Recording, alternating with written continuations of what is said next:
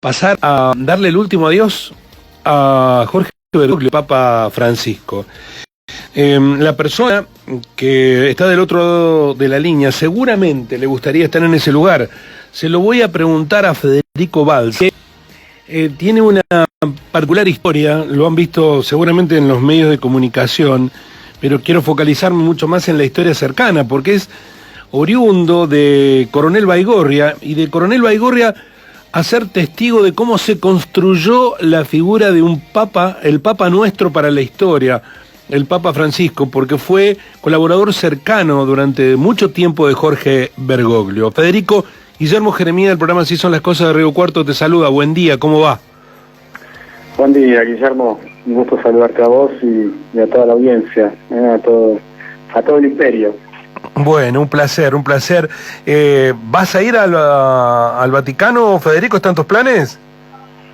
Mirá, no lo tenía previsto, pero te dejo la primicia. Sí, hace unos minutos me confirmaron que voy a estar viajando, así que mañana temprano estoy saliendo para Roma para despedirme del padre y bueno, en ese acompañamiento final, ¿no? Bueno, qué buena noticia y nos alegra muchísimo por vos, porque incluso había familiares cercanos que no habían podido conseguir los recursos para viajar. Entiendo que el periodista Luis Novarecio gestionó ayuda para que viajaran familiares cercanos de Bergoglio, bueno, y eso nos alegra mucho, Federico.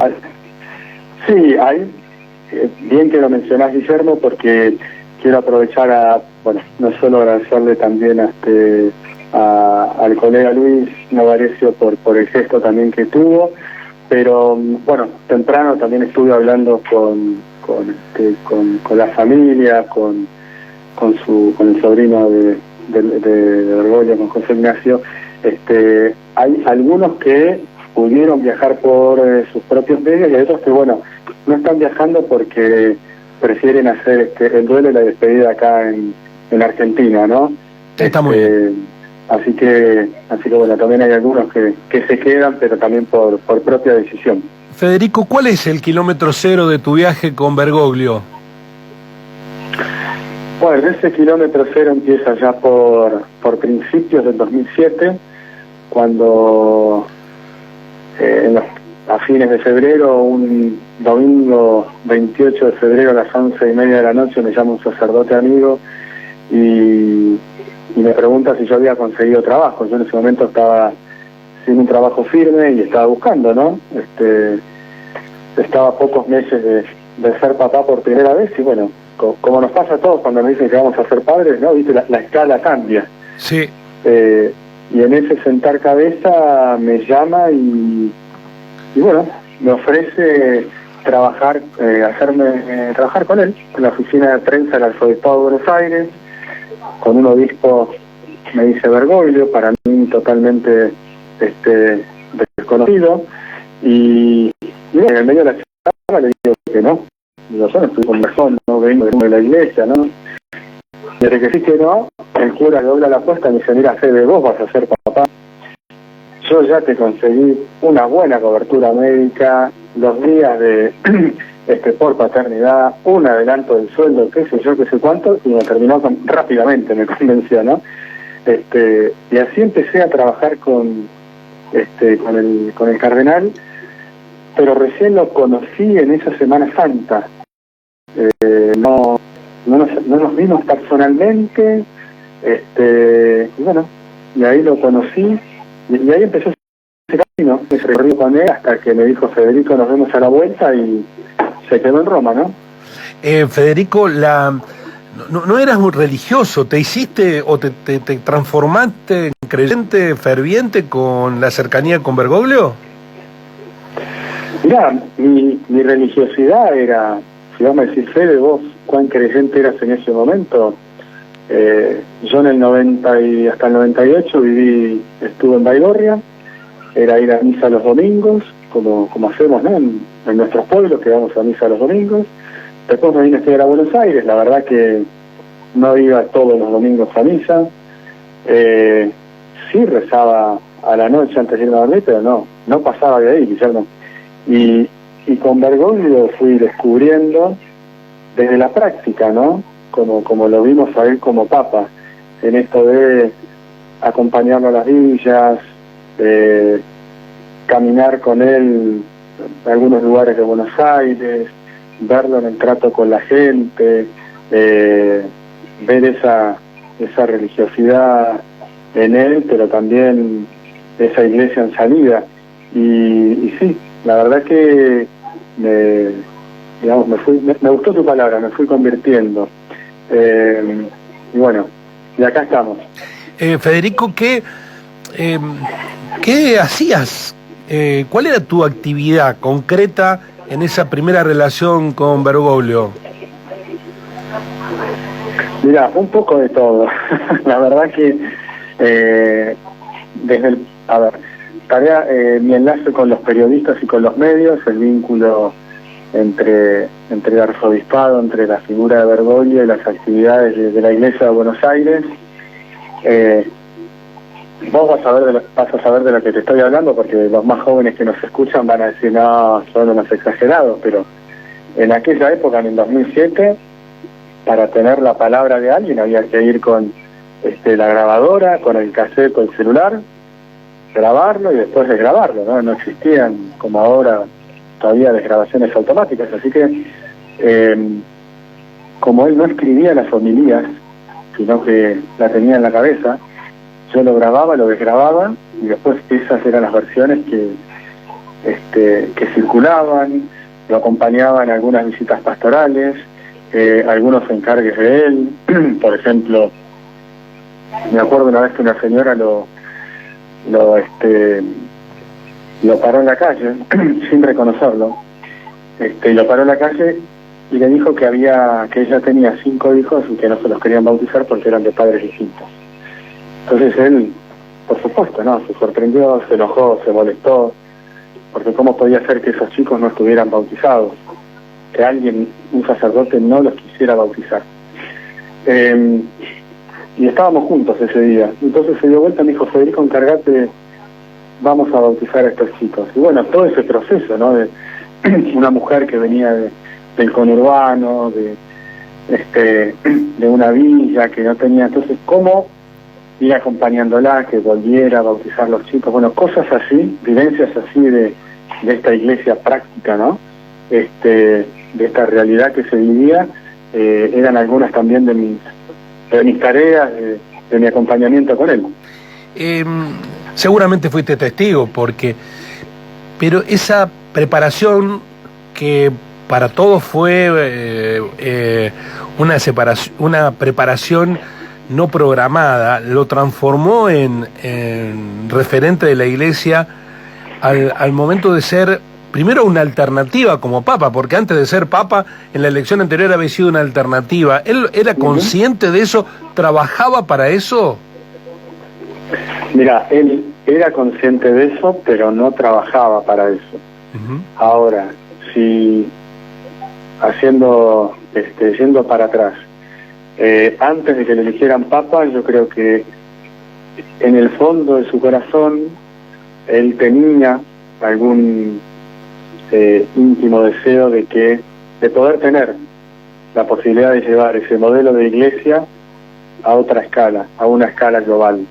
Y bueno, nada, Dios le concedió que lo eligieran papa, ¿no?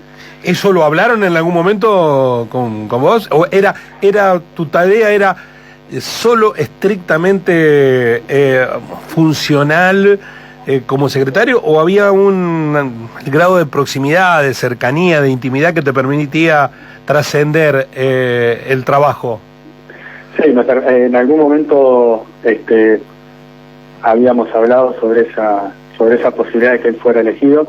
Por supuesto, él decía que no, tengo las mismas posibilidades que vos, Guillermo, de ser elegido papa, ¿no? Te salía con alguna broma así por el costado, se te escapaba. Pero bueno, no, él no tenía, él no te decía, mirá, yo creo que si a mí me eligieran, uno lo podía ver, y yo también podía hablar estos temas con él, porque a pesar de que era mi jefe, él me daba esa confianza y ese espacio como para poder preguntar. Y yo además era el más chico de ese equipo de trabajo, ¿no? De ese grupo. Yo en empecé trabajando con él con 26 años. Entonces me permitía él también en esa, ¿no? Cuando uno tiene veintitantos, a veces es más irreverente que cuando ya llegas a los 40 y tantos, ¿no? Muchas veces. Pero bueno, habíamos hablado sí de esa posibilidad de que si a él lo eligieran papa. ¿Te enteraste antes que tenía altas chances de ser papa o cuando no me acuerdo el nombre técnico en la iglesia, salió públicamente y anunció su nombre? Ya en la intimidad, ¿se sabía? El camarlengo creo que se llama, ¿no? Exacto, cuando salió al balcón. Sí. Sí, en realidad vos sabés que me spoilearon el anuncio, porque un rato antes, después de la fumata, pero un rato antes de que el padre saliera al balcón, un vaticanista amigo mío italiano me manda un mensaje de texto que decía: felicitaciones Fede, tu jefe es el papa. Bueno. Así que me quedé por primera vez en mi vida, por única vez en mi vida, me quedé congelado. Guillermo, no pude, me quedé con el teléfono en la mano, y como en la oficina estaba con amigos de él, me sacudieron, me dijeron: ¿qué pasa? Les muestro el teléfono y bueno, empezó un festejo, ¿no? Vos sabés que me emociona tu relato, Federico, me emociona porque no creo equivocarme, que fuiste el primer argentino que se enteró que que Bergoglio iba a ser el Papa. Creo que no, pero fue así como me quedé congelado. Me quedé congelado y no pude creer cuando lo vi. Me acuerdo que lo primero que pensé fue: llegó, ¿no? Pero con eso de ahí está, ¿no? Ahora puede hacer lo que tantas veces habíamos visto en Buenos Aires. Y bueno, y después no me acuerdo de esos días, ya tengo todo junto, ¿no? Tengo todo junto. Me acuerdo que recién pude el concepto diría descargarme de todas las emociones cuando, creo que fue ese mismo día o al día siguiente, pude hablar con mi mamá, que no sé, no habíamos hablado. Entonces cuando me felicitó y se alegró, creo que ahí fue el momento en que pude disfrutar tranquilo y descargar todas las emociones. Bueno, dialoga con nosotros el ex asistente, el secretario de prensa de Jorge Bergoglio en el arzobispado de la ciudad de Buenos Aires, el hombre de Coronel Baigorria, Federico Valls. Federico, por supuesto que no sé si el propio Bergoglio ofreció la posibilidad de irte a Italia, al Vaticano, a colaborar con él. Lo hablamos con él, yo en algunas oportunidades con él, pero bueno, finalmente no se dio y nos hizo seguir trabajando en Buenos Aires. Tuve la suerte de trabajar para varios proyectos con el Vaticano, de encontrarme con él en distintos encuentros, así que de algún modo fue también estar presente allá. Sí, he visto fotos muy emocionantes con toda tu familia yendo a ver a Bergoglio. ¿Cuándo fue la primera vez que lo viste siendo papa? ¿Qué te generó respeto, distancia, o fuiste y le metiste un abrazo de los de antes? Bueno, sí, fue un abrazo de los de antes. La primera vez que lo veo a él siendo papa fue para el 2014. Voy cubriendo una visita presidencial, si mal no recuerdo, creo que fue en el mes de abril. Y bueno, por supuesto, dentro de la visita, vos sabés lo que es una guardia periodística, ¿no? Viste que te quedás esperando hasta que te hacen entrar, y éramos muchos periodistas en la puerta de Santa Marta. Pero claro, yo veo que llega el Papa en el autito, nosotros estábamos a un costado, él baja y expresamente nos habían dicho: no griten, no llamen la atención, el Papa los va a recibir cuando entre la presidenta. Y perfecto. ¿Qué hizo Federico? Lo primero fue gritar. Gritar. Estiro los brazos y digo: padre, porque él estaba como entrando, saludando así muy para arriba. Y entonces grito, le digo: padre, y él se da vuelta y automáticamente una sonrisa oreja a oreja viene y me estira los brazos, ¿no? y nos fundimos ahí en un abrazo. Y me dice, ¿qué haces acá? ¿Te escapaste?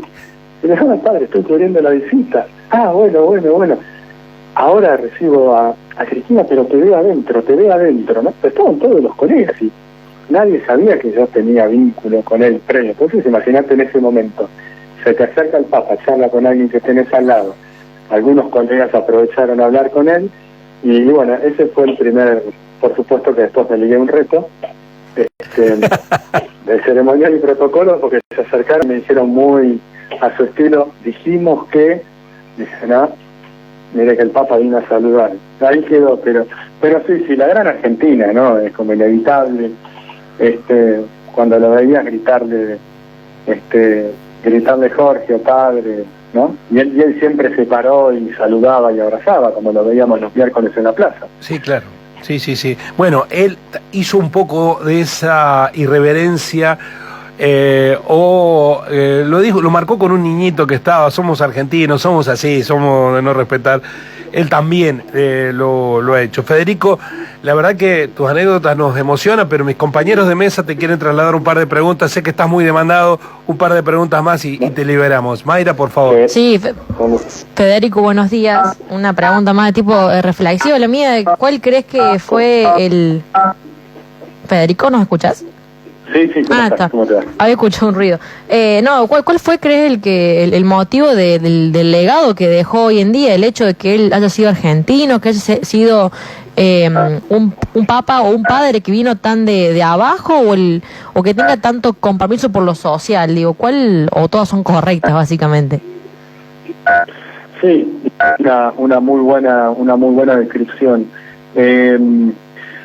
Su legado yo creo que es justamente ese, ¿no? Es un papa que vino por primera vez en 2000 años de historia, un papa que llegó a América, que llegó de Argentina y que nos habló en nuestro lenguaje, un papa que porque venía de abajo nosotros lográbamos entenderlo y él nos explicaba, nos compartía y nos mostraba, no con palabras teóricas, ¿no? Sino con hechos concretos, porque él también lo había vivido así.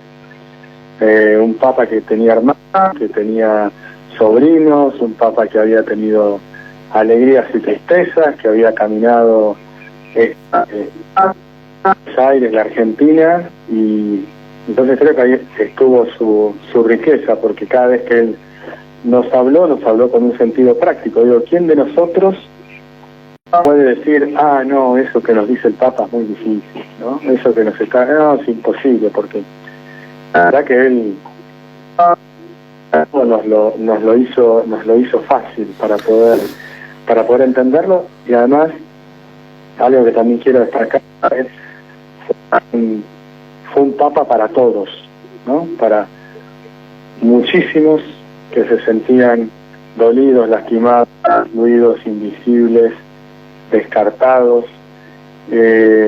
Gracias a Francisco sintieron ese abrazo de Dios, ese abrazo de la Iglesia, y que hoy son los que más lo están llorando, ¿no? Paradójicamente. Ayer hablaba con una persona que estaba absolutamente consternada y era atea. Me dijo, por Francisco creo en la Iglesia. Le digo, ¿usted es ateo? Sí, pero él me hace creer, ¿no? Una cosa increíble. Hermosa. Federico, tenés que venir a Coronel Baigorria a contar tus vivencias con el Papa Francisco, nuestro Papa para la historia. ¿Te pudiste despedir de él? ¿Tuviste una última charla ya cuando sabías de sus dolencias?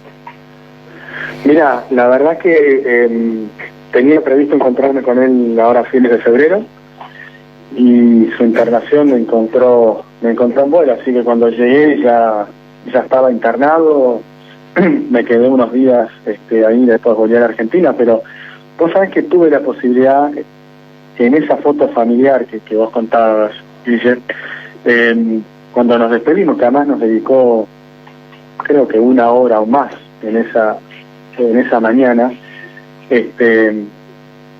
cuando me despedí de él, ahí sentí que era el momento. No me preguntes por qué, porque yo tampoco soy tan perceptivo de esas cosas, pero sentí que ese era nuestro último encuentro, nos dimos un fuerte abrazo y le dije gracias por todo y gracias por tanto, siempre.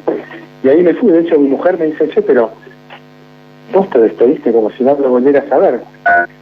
Le digo, para mí ya está, ya nos despedimos. Dice, no vas a volver a ver, no seas tan pájaro de mala agüero. Bueno. Y bueno, así fue. Así que sí, pude decirle que le agradecía por todo y por tanto. Gracias, Federico, gracias. Ha sido muy emocionante escucharte. Federico.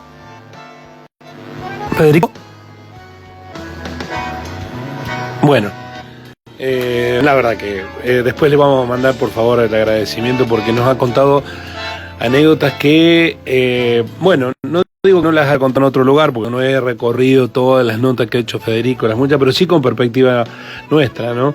De Coronel Baigorria a ser un colaborador directo de Bergoglio durante muchísimo tiempo y a, bueno, ser tal vez el primer argentino que se enteró que el nuevo papa era el arzobispo Bergoglio. Federico Valls, en la mañana de Así Son las Cosas. Y si usted me pregunta, bueno, pero deme un ejemplo de belleza simple, cotidiano, que podamos tener para ayudar a los demás, a que sean mejor, a que sean más felices, me vienen a la mente dos: la sonrisa y el sentido del humor. La sonrisa, la capacidad de sonreír. Sonrisa es la flor del corazón. Sobre todo cuando es gratuita, que no está manipulada por intereses seductores, ¿no? La sonrisa fresca, dicen los literatos, y el sentido del humor. Y acá quiero hacer una confesión personal. Todos los días, después de rezar las laudes, rezo la oración de Santo Tomás Moro para pedir el sentido del humor, sense of humor, y que empieza de una manera que hace reír. Dame, Señor, una buena digestión, pero también algo para digerir.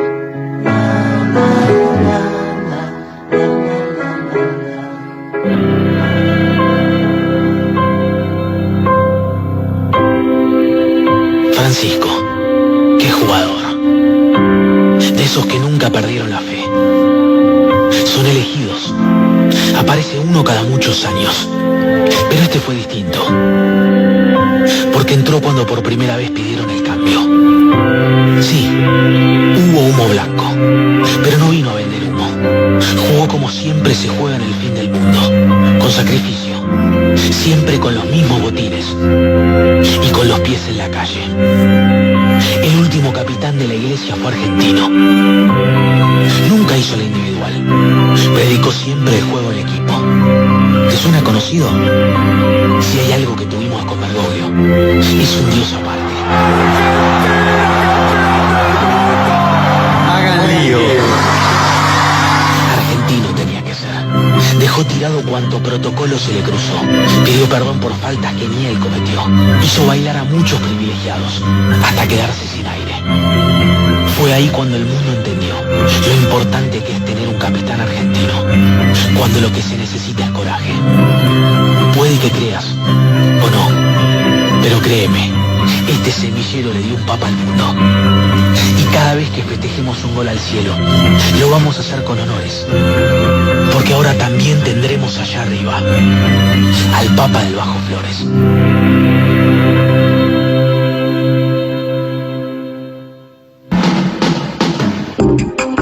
Transmite